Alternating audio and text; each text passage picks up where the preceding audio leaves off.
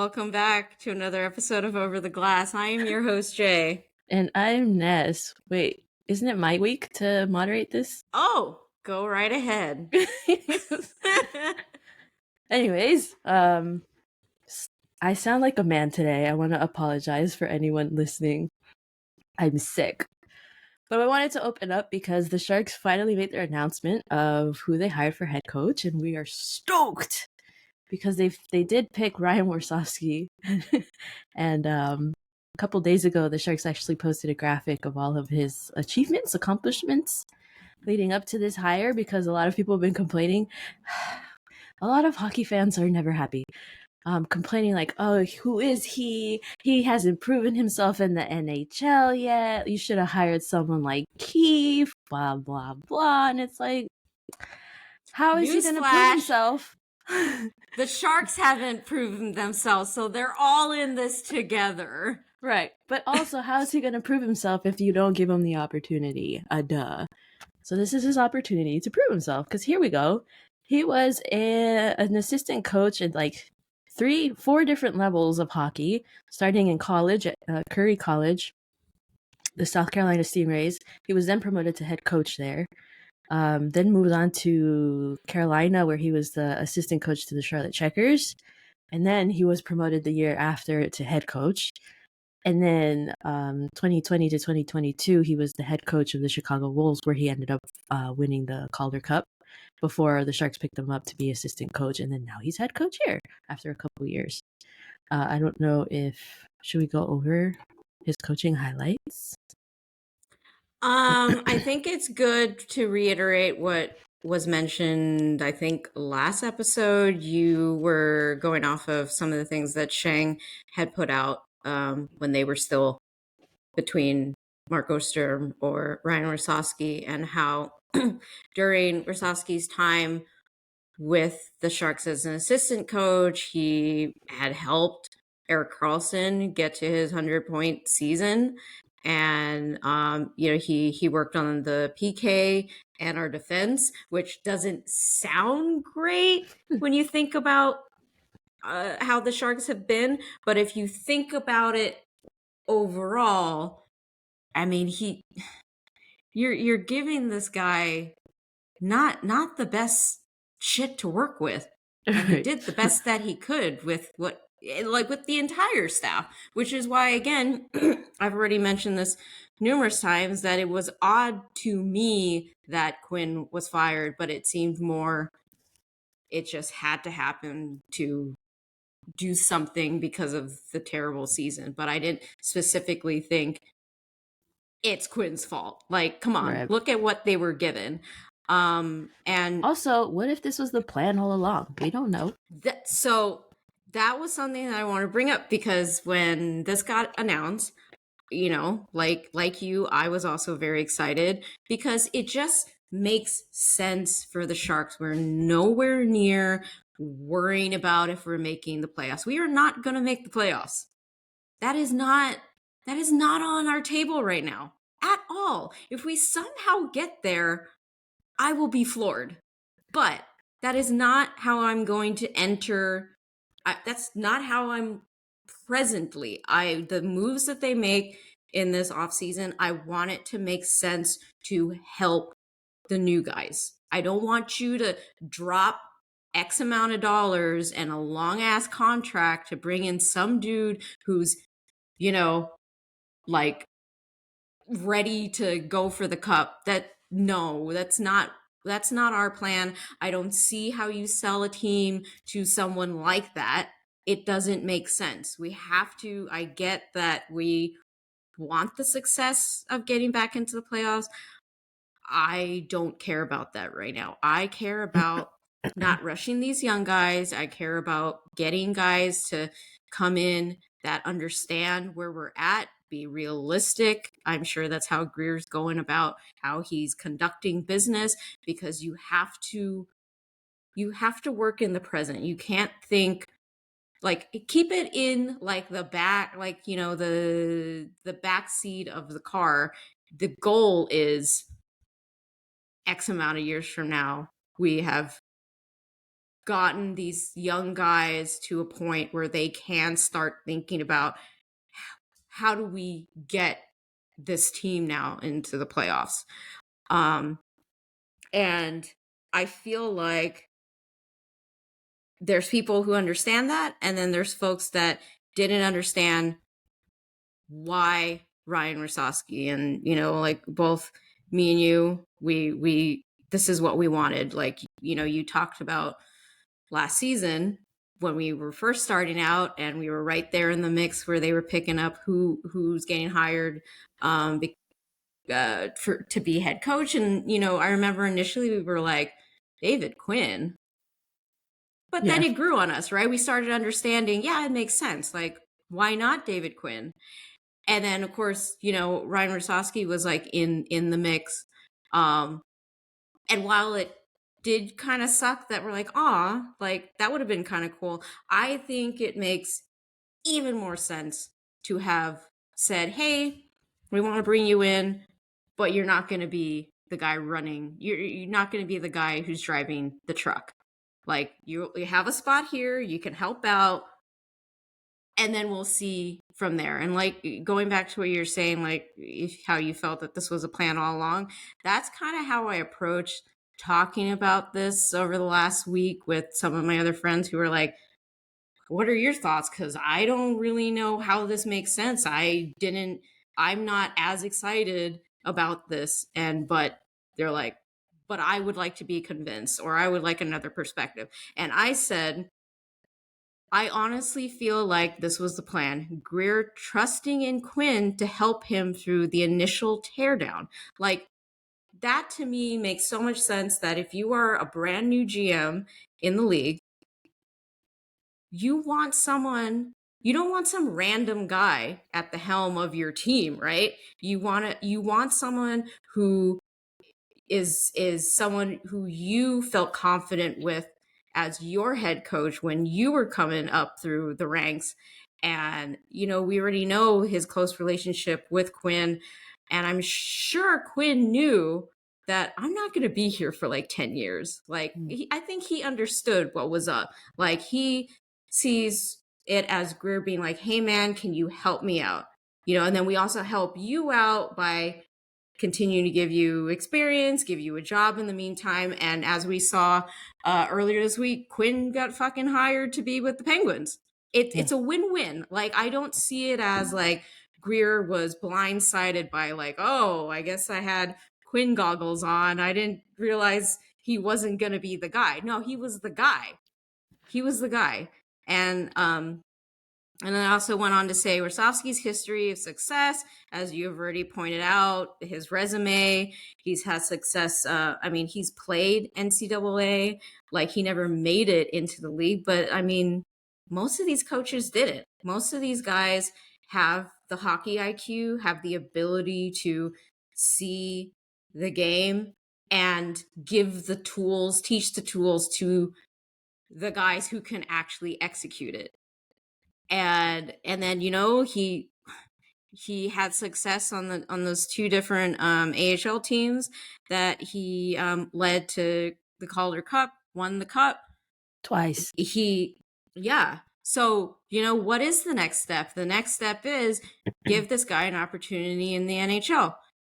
He got opportunity over the last 2 seasons to be assistant coach with our team. Already mentioned some of the things that he helped to do in that time. I also said, and like I already mentioned, that they probably saw this is a good opportunity to get his feet wet, and then we'll revisit this, as I feel happened with this off season. And then I said, I do like that they seem to have been looking at coaching candidates who wouldn't just be a recycled seasoned veteran with NHL Cup experience, someone younger with success and has worked in recent years with young guys. It just seems like the guy that we need. Right. And that's like a point that we've brought up multiple times now, is that he has found success with a lot of young guys in the minor leagues, right? Like, he He went to the Kelly Cup finals with Stingrays. Like you mentioned, he's won 2 Calder Cups with 2 different teams. He was named the youngest head coach in the NHL at the age of 31. Like, a head coach around my age. Like, that's pretty impressive. And that's part of like why I'm so excited to see what he can do with the Sharks, because we are a young team and we got a lot of exciting new guys coming in. Like I've mentioned this multiple times.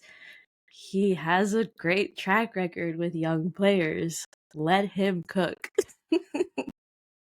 And further makes sense that Greer understands where Warsofsky's coming from. This is Greer's first time ever being a GM.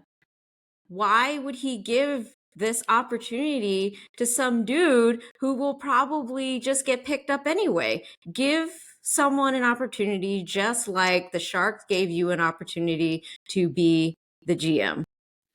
Yeah, first He's time giving GM. back. By Yeah. the way, I don't know if you saw, but apparently there was news that came out a month or 2 ago that the Sharks gave Warsofsky permission, or other teams, to interview Warsofsky for head coach job. I recently found out that the other team he interviewed for was the New Jersey Devils. So they missed out because they wanted Keefe. No, this works out better for us because I don't know what Keefe would have done with our team. One of my friends did make the joke that after I said all that, and then he said, "Oh, that seems like a reasonable plan." Then, totally, I was just thinking he would relate better with the young players and not demand to see their phone. And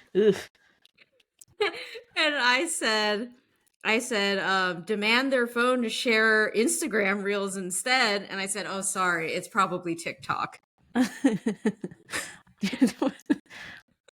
Okay. But like, I mean, he's 36. Like, okay, Right. There's some guys in our roster that will be like, okay, like they've already said that than. They've already said he's well respected in the locker room. Like he already has built that rapport. I don't mean it as like they're gonna find it difficult. It's just like it'll be interesting because how many head coaches do we have in the NHL right now that are in their 30s? I don't know. One. Yeah, they're just old, recycled white men. This is just a young white man. This is just the young one, and hopefully doesn't have all the toxicity that comes along with the old hockey men. We can only hope. Yes. Honestly, from like the little bit that we've heard, he seems like a cool dude. He's also really quiet, so what do I know? I haven't heard too much about him. Speaking of toxicity, though, great segue, isn't it? Though I'm so good at this. Professional up in here. Have you been doing this for a while? A couple years, maybe. So I'm sure you guys have been following the crazy hockey Twitter drama of this past week, but if you have not, a couple of weeks ago, I think it was, the PWHL had their draft. Minnesota ended up drafting a very specific player, and that fans were not happy about because she has been known to be transphobic. I don't know, I guess she made some racist comments as well, or liked racist tweets or something. I'm not entirely sure on that. But more definite around the anti-LGBTQ. Right. So this is during Pride Month. This is what we're talking about. So I guess this person, I don't care to name her, put out a statement sort of apologizing. Sorry. She put out an apology statement. We listened to it together before we started recording. And I couldn't help but laugh because it's so, what's the word I'm looking for? Disingenuine. It feels. We went into, like, when we were getting ready to hop on, thinking about what should we talk about today. We hadn't watched it yet. We'd seen it in passing, and it's just been a week where I'm like, I'll get around to that later. That's probably a good thing to talk about on the pod. And we were like, you know what? we need to do our, respect, and we just need to hear her out. We just need to hear her out, because I don't want to come into this and just make the assumption that this is probably what she said. This is probably, blah, blah, blah. Like In hindsight, we would have been okay though. Yeah, unfortunately, it played out as we expected. She comes into it, she talks about her excitement to be selected to come into the league, and excitement for that, yada yada yada. Mentions the stuff that's been happening since her draft, and and and then she addresses it. And the part that Nessa's alluding to is the part that we hear time and time and time and time again. She has gay friends and family. That is translation for I can't be homophobic. I can't be transphobic. I've got gay friends and family. No, you actually fucking can be. Right. And then she goes on to talk about how she's committed to supporting them and, upholding whatever PWHL, vision, standards, yada, yada, yada. But it's honestly after that sentence where you kind of stop paying attention, because like I said, and it's not us misinterpreting it, it's our own lived experiences where somebody is like, I like, I want to be your friend, but then I also don't support you being gay. You can't have it both ways. They are not actually your friend. And just because you say it in a way where you're like, oh, I have gay friends and family, because duh, of course everyone's gonna have them.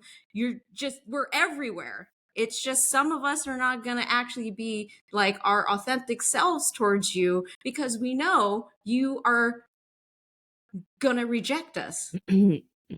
And she knows she has gay friends and family, and she goes, oh, that's fine. But then if you're going over here and you're voting against their equal rights, you're going over here and thinking like, oh, these statements of like, how the PWHL like shouldn't have like trans women in the league or non-binary people in the league, your actions speak louder than your words. Every time.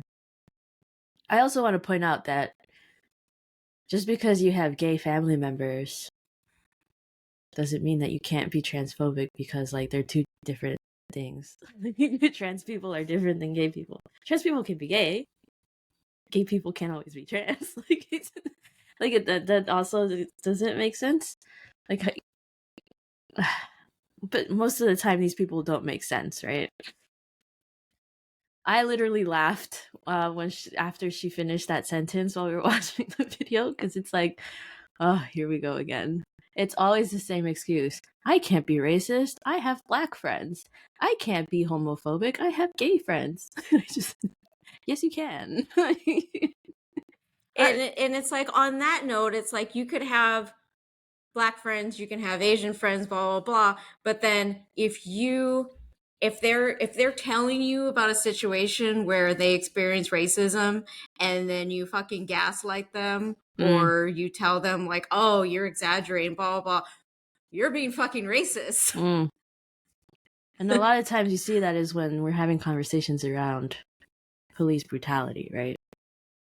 If you just did this, or if this person just did this, this wouldn't have happened. Are you sure? But that's a whole nother conversation. Yeah, yep. It's just the excuses people make just to try and prove their point that I can't be this because this happens. It's not It's not valid. And that's also things that they tell themselves Right. to get them through the day. Right. But they also, I think they genuinely believe it, and that's the thing, like, Yeah. this is their truth, right? Yeah. Meanwhile, our truth is more reality. But then when we try to speak to these people and be like, no, you're in the wrong, you should actually see it this way, then that's when things start to get a little heated because people get defensive. The thing is, like, I didn't know who this person was before all this drama. Now I do because of all this drama. I don't care to follow her. I don't really care to follow Minnesota anymore. Which is really interesting because they're the first champions of I forgot the name of the trophy already. The Walter Cup. Walter Cup. But, like, I don't know, man. And then this also plays into the whole statement that the PWHL / Minnesota team put out, which was the exact same statement, so it doesn't even feel genuine. If you haven't read it, I'll read it real quick. It says, "To our incredible and passionate fans, you made the inaugural season of the PWHL one to remember. Thank you for bringing your passion every game and make each one feel like a celebration. Our commitment remains steadfast to build an inclusive league that develops, supports, and elevates best women's hockey players in the world while fostering a safe and welcoming environment for our growing, diverse, and devoted fan base. As we approach next season, we are looking forward to sharing more about all that we are doing to foster an inclusive environment. We appreciate you being on this journey with us." Yeah, I mean, they could have at least put out 2 separate statements for me to actually be like, "Oh yeah, maybe they are trying, maybe."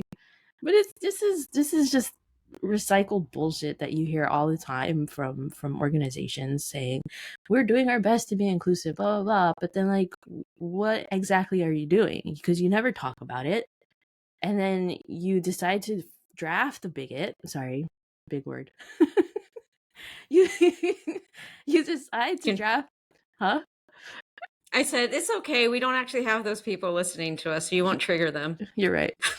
And if you are one of those people, newsflash, where have you been? This is not new. It's like, it all comes down to the same thing, right? Actions speak louder than words. You're trying to be inclusive, but then you go and draft a known transphobe into this league that you're trying to grow, knowing that women's sports specifically are very, very much filled with queer fans. And so this is you isolating all of those fans, right? Because what do we want to do? We don't want to support a team that tells us openly, like, we don't actually accept you, we just want your money. Because not only that, the freaking Minnesota team also changed their logo to a rainbow logo for Pride Month. So it's like, it's a whole mess. Do they have trans colors on it? Let's see. Yes. No. Yes. Right at the tip. The tip. Just the tip. We're mature here. So mature. I want to bring up the discussion that we were briefly touching on before we hopped on about this statement and them talking about commitment for an inclusive environment and an inclusive league. They literally, and I tweeted this in response to this, was, I need the league to look up the definition of inclusion, and then when they're done reading it, read it again. Yeah. Because you didn't understand it the first time. I assure you, you did not read it the first time correctly. And I just feel like they're approaching this in a way where they don't want to not allow these types of players into the league, because in their mind, that's not inclusion. Now, if they wanted to put out a statement like this and then have some kind of like actual process of like how we see with the NHL, how they always, like, when they bring in some sexual assault dude, and then they talk about, oh, look at all of the, you know, training and the learning that he's done. Like, we don't even have that. Like, you're not even like pretending like you're even trying. You're just going to put out a statement and say, yep, that's good enough. That's good enough. Like, you don't even have that. You don't even have your quote unquote trans inclusion policy that was asked at the start of the announcement of this league. Like, are you going to allow trans folks into the league? And I don't know off the top of my head what their response verbatim was, but they're essentially like, they have all this other shit. Like, they don't even have fucking like logos. It's still in the so work. It's kind of, yeah. So all these other shit that they, you know, are after they went over and kicked the PHF off a bridge, they were like, I mean, we just got so much stuff going on. It just bundle that up with all the other stuff. TBD. Okay, this is kind of your response. But it's also like insulting to fans, right? Because they take us for idiots. Like, let's just put out this very bland, basic statement that doesn't say anything, and you know, hope that they take it. Like, no, we're not. We're not happy with this. This is bull. This doesn't say anything. Sorry, you don't get a benefit of doubt. We have the NHL. It's just like Big Brother is not helping you out right now. Like, the NHL is like the worst example of inclusion ever. Sorry.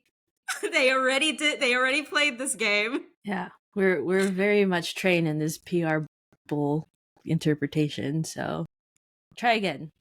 Try a new one. Be better. Oh my gosh. And as I was showing you earlier,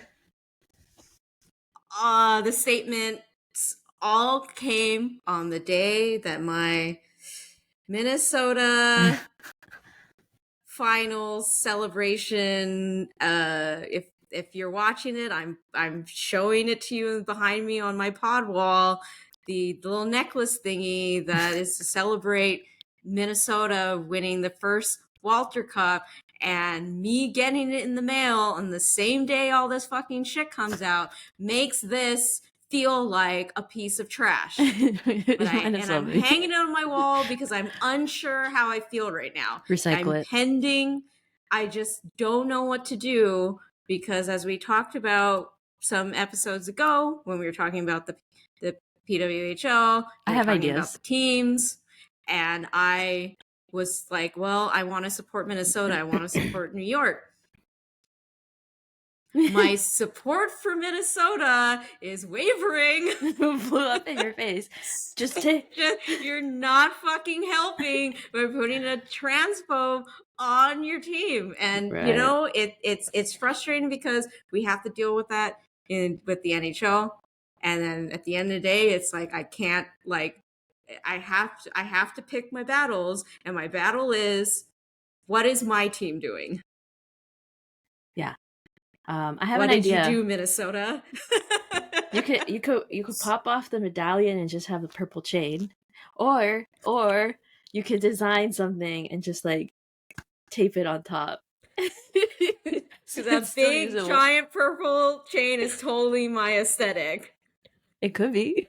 It could be the new you. I mean, you bought it in the first place.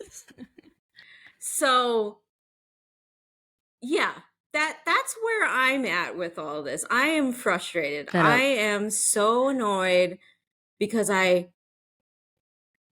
watched this team become the first team in this new league to hoist the Walter Cup, and it's short-lived. I don't fucking give a shit anymore. 2 weeks. That's how short-lived it was. 2 whole weeks. They said, you don't have to love us anymore here.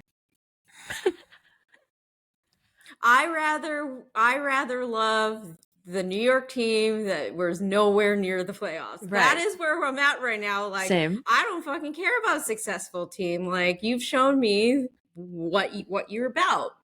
I think one of the more. Sorry, go ahead, finish. And this changing of your logo to a rainbow that also has the trans flag colors on it is performative. Oh my god, it's so bad. Dang, I was gonna say something, I forgot. Oh, this always happens. I think it's more insulting that all of this is happening during Pride Month. Like the audacity. They really don't care about us, and they like people will Literally don't have a clue. show their true colors. Like this is why I can't even become like a diehard fan of these things, right? Because I'm just always disappointed at some point in the whole whatever. I'm over it. Are you over it? Yeah, let's move on to something more Cheerful. uplifting. For this Pride Month, there is some fun news for us hockey fans. Oh God, it's yelling at me. Hold on. Okay, so earlier this week, it was ESPN put out a podcast. What is it called? 30 for 30 or something like that. I'm sure everyone's seen it by now, but we have to talk about it because we have to. Hobie Baker was America's first hockey star and a heroic World War I fighter pilot. What's lesser known is his love for another man and the struggles he endured in the early 20th century. Can you imagine there's gay people that existed during World War I did not know that. That is no amazing. Way. Wow, this is news to me. I thought this was more of a recent trend. That's wild. Look at us learning things. Hobie Baker was gay, y'all. So gay. And for those of you love it for him. For those of you who don't know, he has an award named after him. It says here, the Hobie Baker Award is an annual award given to the top National Collegiate Athletic Association men's ice hockey player. It has been awarded 44 times. It is named for Hall of Famer Hobie Baker, who played college hockey at Princeton University. And the most recent person to win it, Macklin Celebrini. Anyways, happy Pride Month. We have our very first known gay hockey player, and it only took almost 100 fucking years to figure it out. So, sorry, Brock, you're no longer the first openly gay man hockey player. Oh my god, this is. I was so happy to find this out, but also like there's a bit of sadness to it too because he had to hide this, right? I don't know how to put my feelings into words for this one. This is good for us. This is good for everyone to know because everyone respected this guy. They knew all of his accomplishments for football and hockey because he's in the Hall of Fame for both. And now you find out, oh, by the way, he was gay. It doesn't change his accomplishments. It shouldn't change how you feel about the guy. It shouldn't.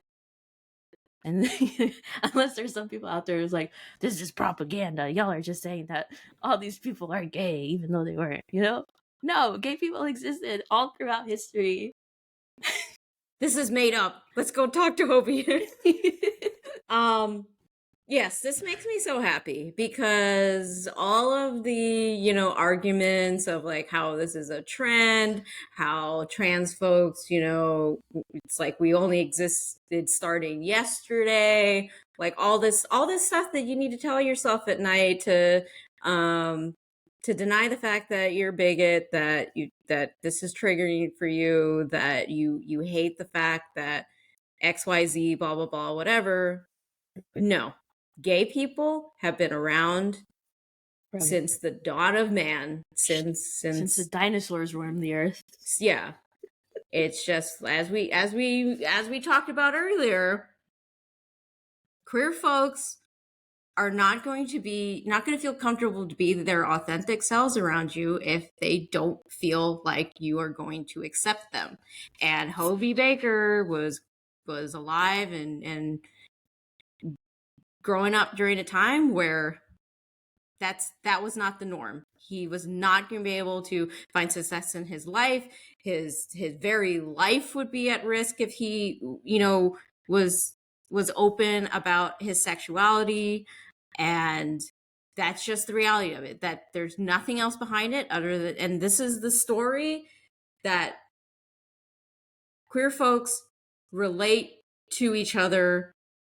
And despite how unique our stories are, that is still the baseline, that's still the common denominator, is that we struggle to be our authentic selves. And I'm just thinking of that, like that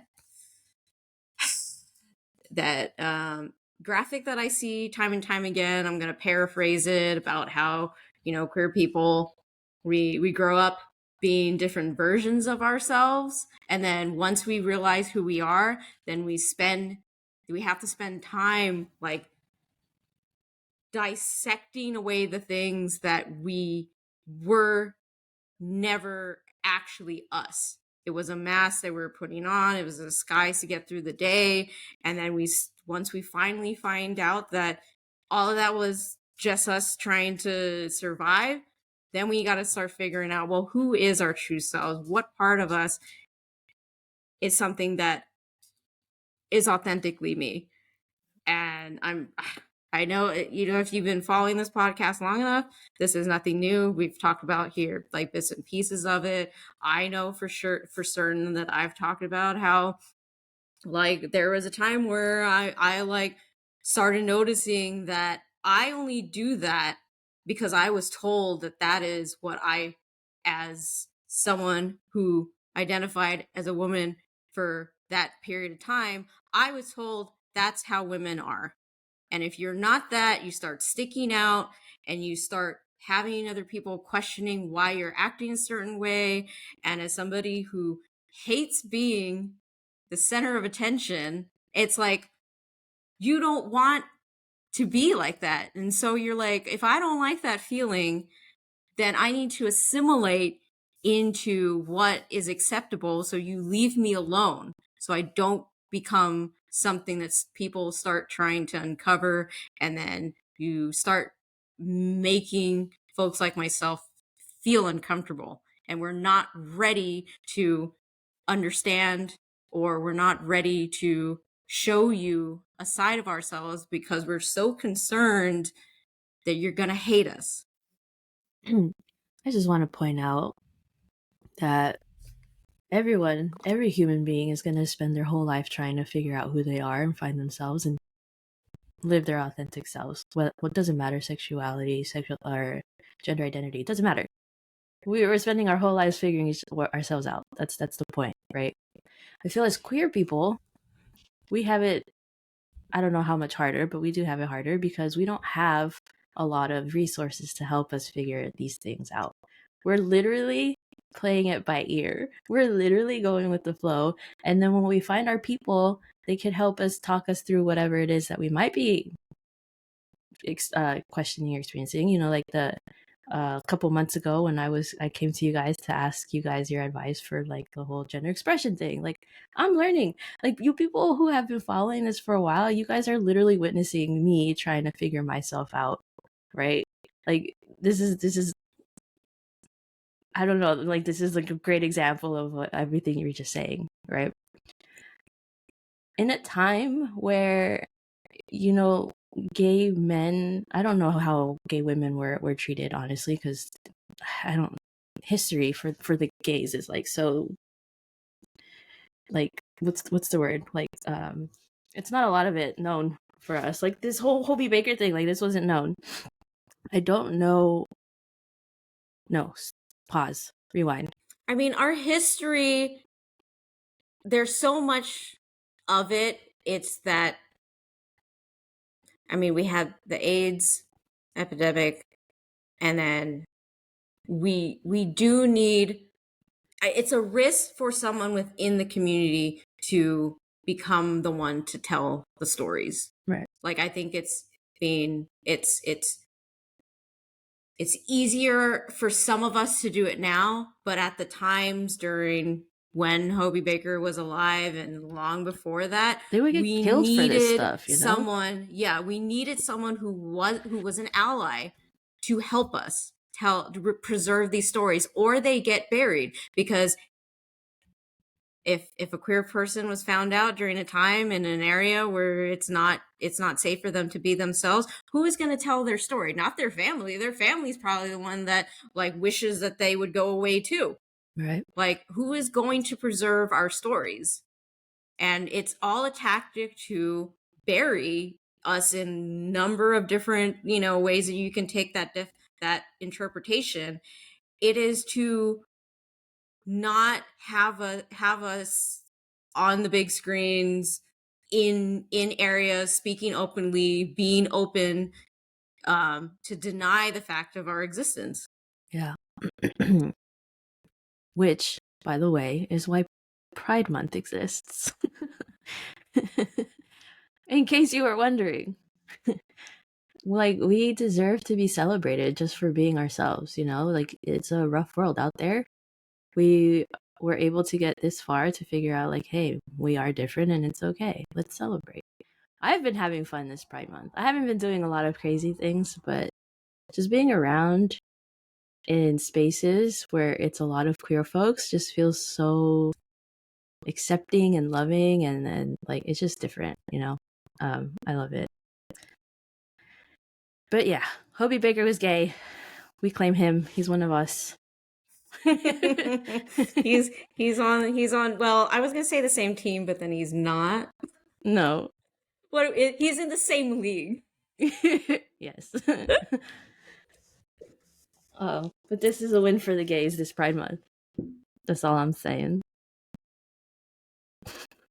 And I do want to, on the topic of we're talking about representation and intersections of race and all that stuff. While you've been out there enjoying Pride events and figuring out, how you feel about your gender expression, I've just been an old-ish queer at home, loving the shit out of queer media right now, because that is what we've talked about, here and there in our episodes. When we get a moment, we talk a little bit about, the representation outside of hockey. And I have just been smiling ear to ear with the amount of quality media that is out there right now to consume, that is queer stories that last season, when I was talking about the different Star Trek series, I had mentioned there's an actor on one of them, Wilson Cruz, talked about, and he's a much older, gay man. He talked about, what he loved most about the stories that are being told in that series that he's a part of is that we're not just burying our gays. He gets to play a gay man married to a gay man, and they're both pinnacle parts of the story. They're not background characters. They have their own death that isn't their tragedies. It isn't their trauma. They are a married couple who are successful and get to just live their lives and get to have stories along the way that do show the struggles, but that is not the only reason that they're part of the story. And it's like we can go back to I'd say more, maybe even just 10 years ago. If you look at some of the media that was coming out then, or even if you look back to, we're millennials, so during the time when we were growing up, it's like when you look and you compare, how many times were you able to see yourself on screen, or you were just looking at it as like, oh, I would love to do that, or you idolize like the person who looks nothing like you. And but at the end of the day, it's like when you do see yourself on screen, you're like the best friend of like the lead, and you get 2 lines during the episode, and you have no depth. And you have no purpose other than being the best friend. And depending on what kind of show or movie it is, sometimes you're killed off. Right. But at the time, you're like, but Oh, at least we had 5 minutes.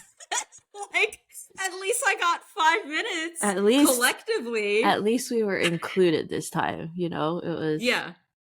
an interest. Like we've come so far in media alone in the past 10-15 years. Because like I feel like the only thing we had going for us was the L word for a while. And even that, I'm pretty sure we've talked briefly about that because I do remember. Oh yes, I Yeah. do remember how with the Generation Q, which not the greatest, but it goes back to at least we've got something. But like they try to make up for how transphobic the original series was Yeah. with the character Max, Max. who Yeah. was played by Daniel C, who is trans. Yeah. He made an appearance in the show. They did their attempt to make up for how toxic that storyline was. And I'm remembering it back now that I was like a young queer trying to, like find answers for how I feel and see and find the representation that I need to kind of like fill in those blanks. And Max is like the closest thing in the L word at the time as me identifying at that moment as like a bi woman. But I was more mass presenting, which 90% of that cast was femme and a lesbian. And I'm like, well, I can't identify with that Me on neither. top of you all being fucking white. Like, and then, the closest after Max is probably Carmen, but Oh not my god, I really was so because excited when Carmen was introduced. I was like, yes, Latina gay. Sorry, go Carmen ahead. was my favorite. Yeah, me too. Go ahead. Continue. But like, it's like, but then not really, right? Because I'm like, the only thing I have in common with Carmen is that she's not white. Like, that's literally nothing Yeah. else in common. And maybe the fact that, like, yeah, Shane is kind of hot, isn't she? But like, but it's like you go, I see me there somewhere, but not really. Mm. And then and then especially going back to like Max, it starts fucking with you because you're like, oh, yeah, the way that people treat me is valid, I guess, because you're fucking showing it to me right now Mm. that you should treat me this way, that it's not great. It's not great for, representation. But at Right. the time, it's like, that's what we have to work with. And so going back to like present, I'm just, again, smiling ear to ear. Like I'm talking specifically, like I'm finishing up the final season of Star Trek Discovery. It continues to make my Trekkie smile go ear to ear. I've been nonstop obsessed with Interview with Vampire, the Nonstop. adaptation. I'm sorry. But I'm obsessed for very good reasons. I assure you, it is wonderful to see so much representation everywhere. Everything that I've talked about, how like there's depth to the stories. And even if there's background characters, thank God that there's background. Like you thought about it. You thought about, let's not just make the fucking background characters like all white. They've really hand chosen this cast in a way where they understand good storytelling. They understand the audience. They understand that Anne Rice's books, which I've now become obsessively like reading because I need to fill in the blanks for all the things that are not being said. Anne Rice's entire Vampire Chronicles is a queer allegory. So understanding the material that you're using and understanding that your adaptation needs to represent that in its most as authentic as you can, and then rewriting certain parts of the book where there's hardly any representation in terms of like they're all fucking white in that book as far as I can see, and they decided that's not, we don't, let's rework that for modern day. We don't need a whole cast of white people. That does not reflect the society that we're in. And I and it's just wonderful to see that the cast is not, they didn't, the movie had Tom Cruise, they had Brad Pitt, they had, Kirsten Dunst. Like, these are high profile, well, maybe not Kirsten at the time, but Brad Pitt and Tom Cruise. Like, Antonio they were Banderas, like, yeah. Like, they were like, okay, we need to get the A-listers up in here and whatever. And when I saw they were making a TV adaptation, well, okay, before I get into that, I watched the movie and I was like, okay, that's fun. And then I moved on with my life. My sister was a diehard Anne Rice fan. All since our very childhoods. I don't know how she got access to the books, but that is my sister, if you've ever met her. Anne Rice has been in my household, my life, this whole time. How did I not know? How did I not know? It still boggles my mind right now. Like, this is how mind blown I am. And I'm like, how did I not know? Until this TV show came out. And then the initial draw for me was, I was a big Game of Thrones fan. One of the actor who plays Louis in this adaptation was in Game of Thrones, and he was one of my favorite characters. And I was like, oh shit, there's that guy. I'll watch it. Cool, whatever. And that's kind of how I got into it. And then, like, from episode 1, I was like, wait, they're fucking gay? The bus, man, because, like, the movie adaptation, it's there. You can feel it. Right. But then I'm like, that's just because they're vampires, right? Like, you can feel it, but then you're not really sure. Or at least at the time when it came out, like, I was not identifying as queer. So I was just like, dude's awfully close to the other children. So, but it's like, so that's what I have been so happy about during this Pride Month. And I don't think it's a coincidence that, no, I do think it's a coincidence that it's airing around this time. I don't think that they were like, and we're going to drop the queer, the season 2 of this show. I just think it just worked out that way. I think it's just wonderful. It's just wonderful to just be seen. And, I was going to go back to, like, the actors who were not A-listers, who you can tell how much they love being part of this production. And one guy in particular, I want to bring up his name because he's barely had any screen time, because he's one of, like, the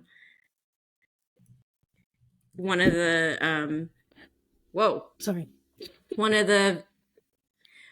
the vampires in, like, the group of the theater. So they're not all gonna, like, have their front stage moment and whatever. But this current episode, he finally did get, like, two more minutes, something like smaller, but he did have his opportunity. And he's active on Twitter. He's been posting, like, behind the scenes photos, so that's been fun. So I started following him. His name is I'm gonna butcher it. I think he's so it's Kepthik Pangnasi, and he plays Kwang Pham in the show. And I tweeted at him, it was so great to see you get more screen time. It was lovely. I really enjoyed watching you. And then he liked my tweet, and it just made me really happy that he's happy.